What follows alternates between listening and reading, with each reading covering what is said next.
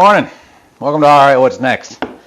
Today I got to try and fix my little space heater here that I use to heat up my shop. The plug got all melted. If you watch one of my previous videos, it was plugged into an outlet over there. They got water in it because of a roof leak. So this plug is shot. Now, the warning label right here that says do not remove this tag says if the plug or the cord get damaged, to throw the heater away. We're going to throw away the warning label. I got a new plug for it. Now this is a 3-prong with the plug. It's got the ground plug. This heater does not have a grounding wire, so we're not going to have to worry about that. So just cut the damaged plug off.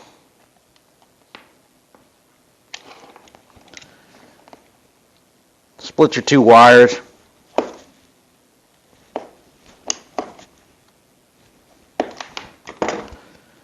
I'm not recommending you actually do this. You should probably follow what the warning label says and throw this heater away.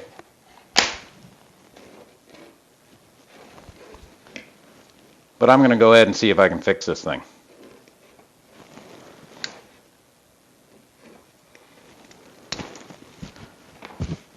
Let's pull your wires back.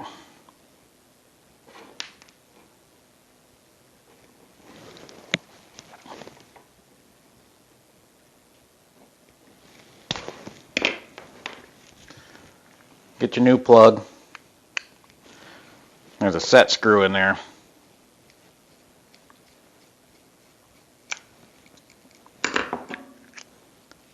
Then it just comes apart. Now inside of there, you're going to have a silver colored plug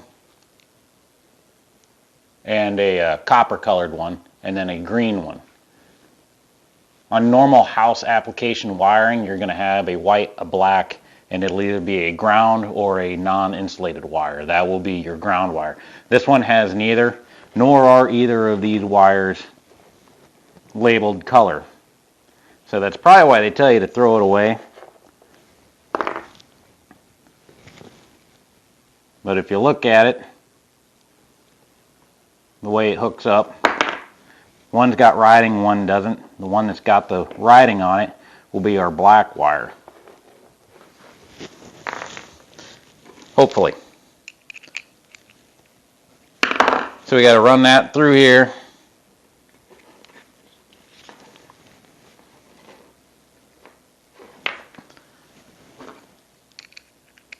There's set screws that will hold the wiring in place.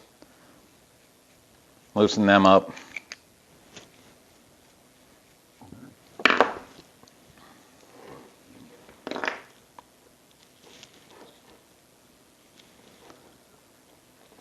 Give the wire a little bit of a curl.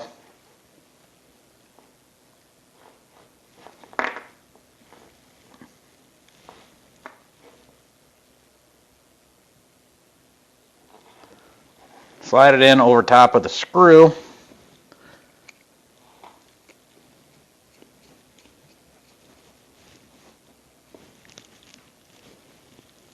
And then tighten it down. Make sure it isn't going to pull loose.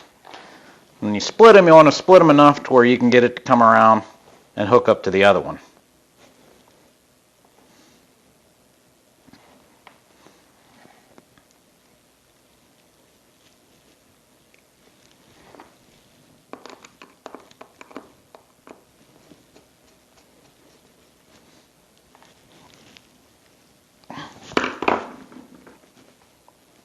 All right.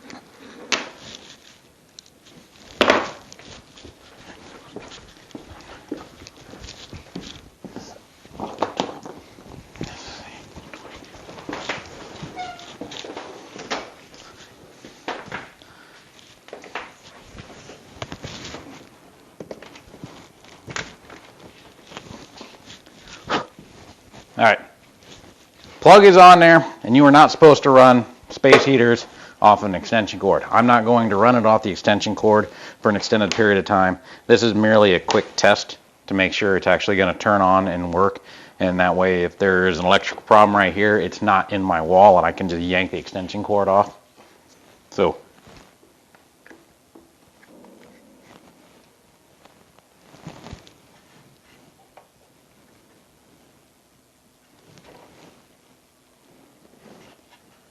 power light is on.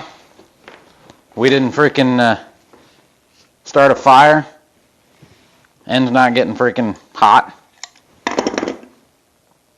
Now this will be something that I will run when I'm out here. I can monitor it, make sure that it's going to actually work properly. This is a fairly heavy rated replacement plug, probably heavier rated than the plug that was originally on here. So there shouldn't be an issue. But dealing with something like this, you probably should just throw this heater away and not put a new plug on it like what the warning label said. But you know, these things are like $80, so I'm going to go ahead and put a new plug on here. I don't know how long I'll continue to use it for.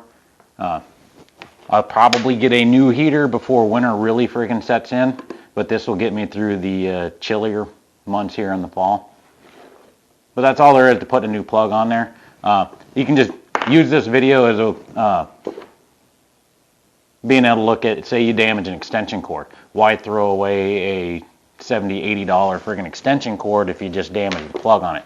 You go to any hardware store and they're going to have replacement plugs for like $3, $4, and they're really easy to friggin' replace. Just cut the damaged section out, cut the outer insulation back. You'll have either a 2 or 3 wire. Generally your extension cords are going to be a 3-wire application. It's going to be a black, white, and a green. Black will go to the copper colored screw, white will go to the silver colored screw, and the ground will go to the green one. And the ground wire inside there, once again, will either be a green insulated wire or it will just be bare copper. That's all there is. Don't forget to subscribe. I'll see you next time.